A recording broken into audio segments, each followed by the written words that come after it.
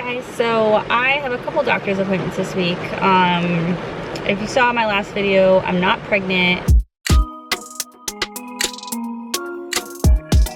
We've been trying to get pregnant for 3 months, so we are on month 4 now, and I am like cycle day like 2 or 3 right now.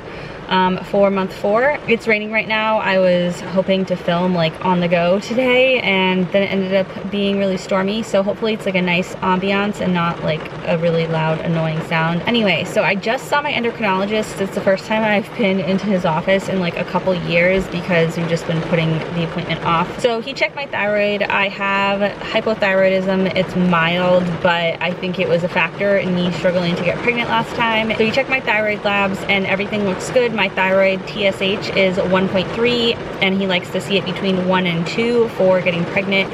So it's right there where it's supposed to be, which is great. And he said I'm good for another year. If I don't have any complaints, then you know, we scheduled an appointment for a year out. So it's just good to know that that's all set. It's not a factor that should be inhibiting me getting pregnant. You know, my levels are where they're supposed to be. I've been taking the same dose of thyroid medication for I think like 3 years now. I take levothyroxine 50 mcg.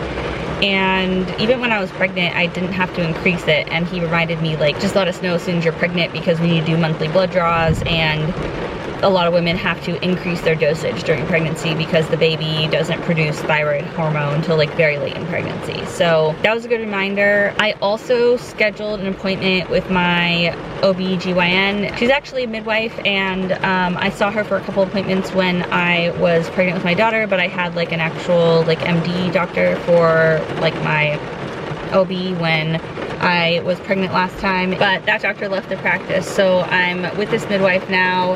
Anyway, it's starting to storm really bad. It's raining really hard. It's probably annoying for you guys, so I will check back in with you after, either before or after my OB appointment later this week, and let you know what she said. I scheduled it just because I was like, okay, it's been 3 months, we're not getting pregnant. I just want to check in with a doctor, ask her a few questions, and kind of decide when I'm gonna go to a reproductive endocrinologist, like at what point I'm gonna maybe make that move, if I'm gonna make it at all. Hopefully we don't get to that point, but if we need to like kind of talk through with her when she thinks is a good time to start looking at that again. So I'll talk to you guys again soon. Bye. Hey guys, so I just got out of a doctor's appointment with my midwife. Okay, so let me just check in and tell you what's going on.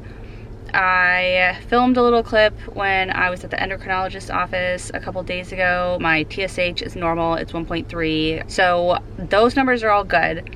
I've been trying for 3 months to get pregnant, and last time it took me 20 months. So we are early on, but I'm ovulating every month this time, and last time I didn't ovulate for the first like almost year and a half. So I was hoping that it would happen faster this time, and it still could happen in the next couple months, but I just kind of wanted to get ahead of things. Like, I'm 34 and a half now, I'll be 35 next spring, and like I'm not getting any younger, so I just wanted to kind of stay on top of things and get some labs done and stuff. So I went in and talked to my midwife about my short luteal phase that I start spotting like after like 9 days after I ovulate, which is short. Most women it's 14 days. So she wants to test my progesterone level after 7 days after I ovulate. So she ordered those labs, and she wants to do day 3 labs. So it's like day 3 and day 21 labs. That's like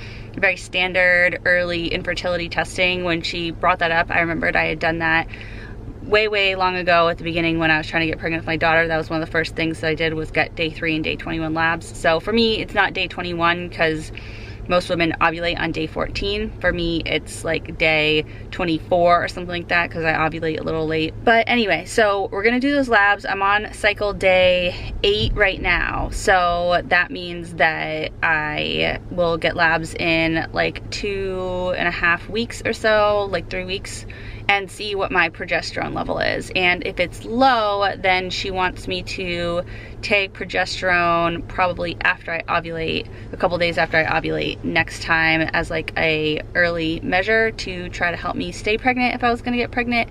And she ordered progesterone, like a supplement to start taking if I get a positive pregnancy test. She says start taking the progesterone. So that's the plan. I don't know if I have a problem with my progesterone, but I'm starting to spot 8.5 days basically like after I ovulate, and so that's not a lot of time for the egg to make its way to implant. So I know that 3 months of trying to get pregnant is within the range of normal, and so I'm trying not to freak out about it, but at the same time it is stressful to be back in a situation. Like, I got pregnant the first month. It was a chemical pregnancy, but I did get a couple positive pregnancy tests, and so I was hoping that it would just like happen quickly for us and not have to go through all this. But yeah, so I should be ovulating in about a week and a half, and maybe this will be our month.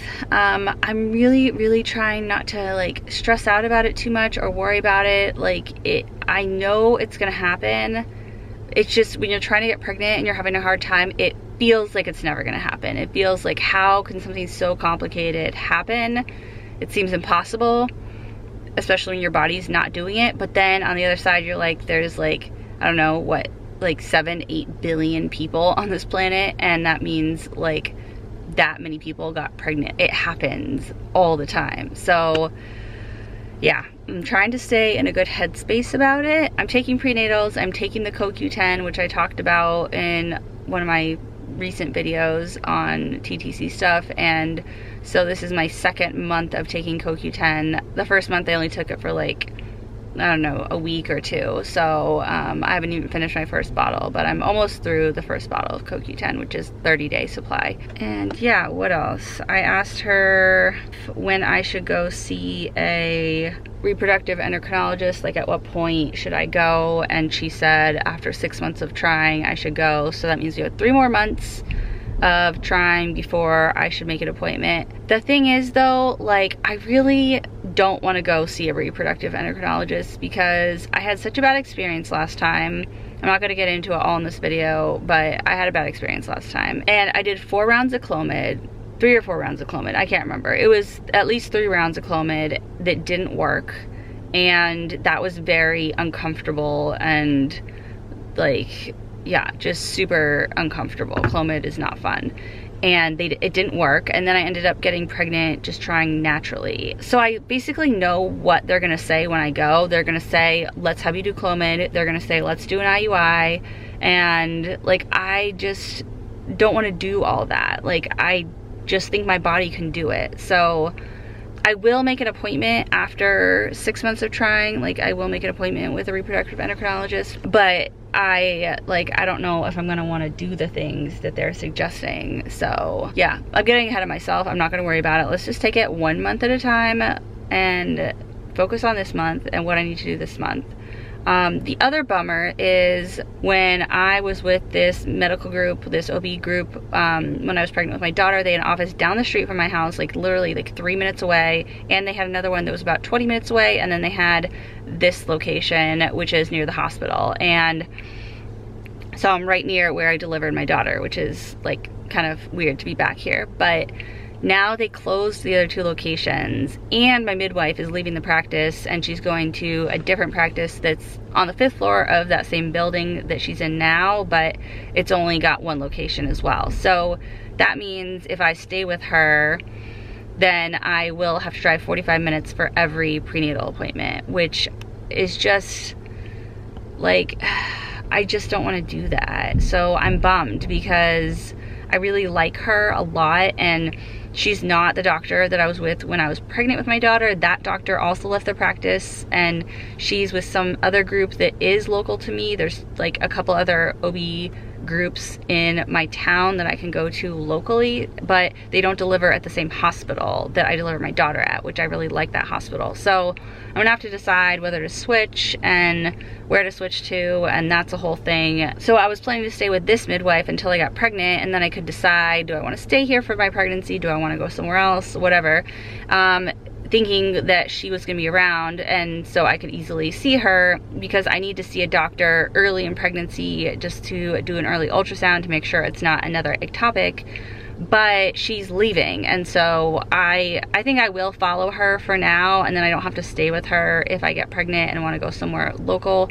I can do that. But yeah, it's just like, I get it, like people move around in jobs. If they're not happy, you go somewhere else and you try something different, and you know, and see if it's gonna be better. And I totally get that. I mean, I did that. I popped around a little bit and then left my like profession completely because I wasn't happy. So I get it, and I like support these doctors and midwives moving around, but at the same time it's like frustrating on the patient side, because healthcare stuff is so stressful and overwhelming to begin with. If you find a doctor you like, it's nice to have that consistency. I had some other doctor drama go on. I went to an endocrinologist like a couple days ago, just to, you know, like I said, to get my thyroid checked out, and I needed a referral to that doctor because I have an HMO now. And if you're not familiar with health insurance or health insurance in the US, like there's different types of plans, and if you have an HMO, you need to go to a primary care doctor to get a referral to a specialist, and then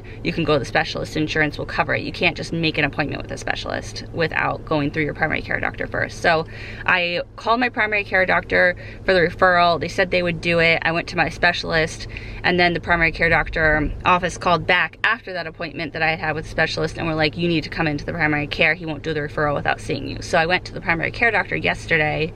I've just been at the doctor all week. I went to the endocrinologist, primary care, chiropractor, and to my OB's office today. Like 4 appointments in 3 days. So anyway, I went to the primary care doctor yesterday. First time I'm seeing this doctor, because my old doctor left the practice too, from the primary care's office. And this guy said he would not give me a referral to endocrinologist because I don't have hypothyroidism and I shouldn't even be on thyroid medication. And I was like, look at, dude, like I take this not because I have symptoms of hypothyroidism that bother me, but because I'm trying to get pregnant.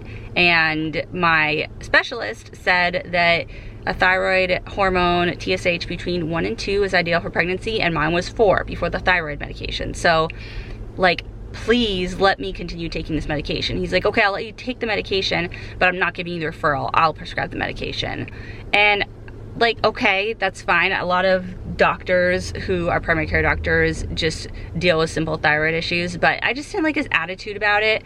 And then he went on to tell me that your annual OB exam is not very helpful and you don't get a lot of value out of it, and you really should just be doing a annual physical with your primary care doctor. It was just a weird experience, and I did not like his vibe at all. I will not be going back to that doctor, so I need to find a new primary care doctor. I haven't had like a set primary care doctor for a long time, because again, as soon as I get one, like 6 months later, the doctor leaves. This has happened to me like 5 or 6 times. So there's a lot of issues with the US medical system, and I'm sure doctors are frustrated, and that's why they move around. I don't blame them, but it's difficult. So yeah, I think that is pretty much it for today's update. I will be getting day 21 labs in a couple weeks. I will let you guys know how that goes. So hopefully this will just be our month, and I don't need to worry about all these follow-up labs and appointments and stuff. But yeah, we'll just go with the flow as much as possible. Like, trust the process, take it one day at a time, take it step by step, just focus on today, what I can do today, keeping my body healthy, staying hydrated, good mental space, and all that. So that is it for this update. I'll see you guys soon in my next video. Bye.